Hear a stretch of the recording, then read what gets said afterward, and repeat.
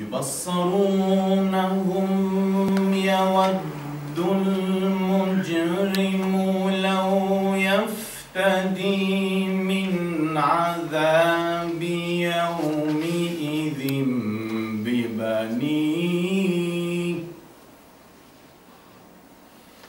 ببنيه وصاحبته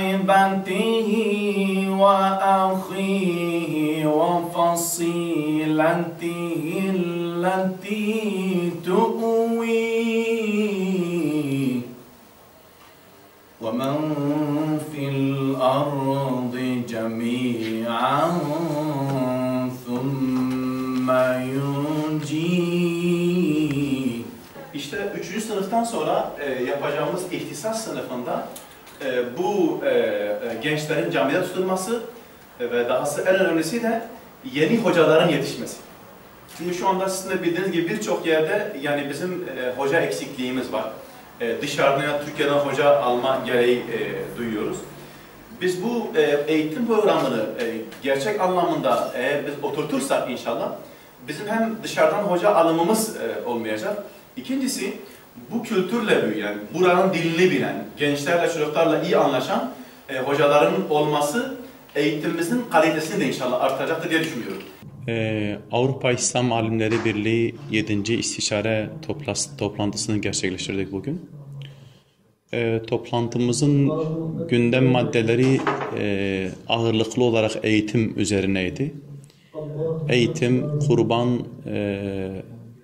ve Avrupa'daki eğitimin sorunları, Ramazan'ın bir istişaresi, Ramazan'da yapılanlarla ilgili bir görüş alışverişinde bulunuldu. Ama önemli olarak, ağırlıklı olarak eğitim konusu üzerinde durduk.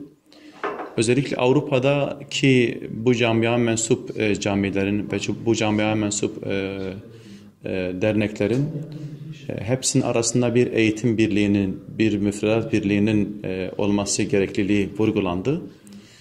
Ve bu eğitim birliği noktasında bazı öneriler sunuldu. Bu önerilerden bir tanesi de izlenecek metot nasıl olması ile ilgili, gerekliliği ile ilgili. Bu şu şekilde bir yol benimsendi. 3 sınıf, 1., 2. ve 3. sınıflar olmak üzere 3 sınıf şeklinde. Ve bu 3 sınıftan sonra da ihtisas grubu dediğimiz bu 3 sınıftan mezun olan gençlerimizin ileride imamlık yapabilecek, hocalık yapabilecek seviyede bir ilmi birikime, ilmi seviye ulaştırılabilmesi için, yeterli olabilmesi için açılan bu ihtisas sınıfında nelerin yapılması ile ilgili bilgi alışverişinde, görüş alışverişinde bulundu ve bununla ilgili öneriler sunuldu. Toplantımız hamdolsun çok güzel geçti. Hocalarımızın çok değerli fikirlerinden istifade ettik. Ve bu da bizim ileriye yönelik atacağımız adımlara çok olumlu faydası oldu. Allah kendilerinden razı olsunlar. Ev sahibi Belçika Antwerpen El Gazali Camisi yönetici üyelerine ve gönüllere teşekkür ediyorum. Öncelikle herkesi Allah'ın selamı ile selamlıyorum. Biliyorsunuz Avrupa İslam Alimler Birliği'nin 7. istişare toplantısı Belçika'nın Antwerpen kentinde gerçekleşti. Çok verimli, çok olumlu bir toplantı olarak gerçekleşti.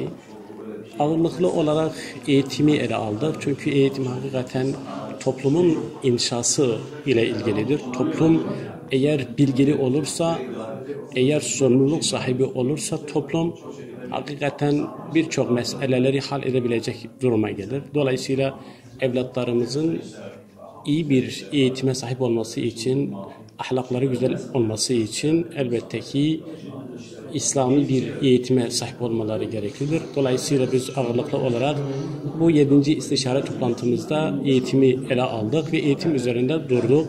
Tabi bunun yanı sıra da diğer ümmeti meseleleri de ele aldık. Kurbanı ele aldık.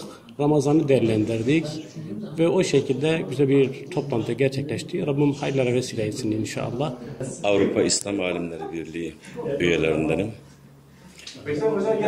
Bugün Avrupa İslam Alimleri Birliği'nin 7. istişare toplantısını yapmış bulunuyoruz. Belçika'nın Antwerpen kentinde. Allah'a hamdolsun Avrupa'daki Müslümanların geri gelen neslin geleceğiyle ilgili eğitim konularını ele aldık. Bu konuda gelecek aylarda inşallah daha teferruatlı bir şekilde bir istişare toplantımız daha olacak. Mevla nasip ederse inşallah geride gelen neslin akıbetlerinin iyi olması uğrunda sağlam adımları şu anda inşallah atmış bulunuyoruz.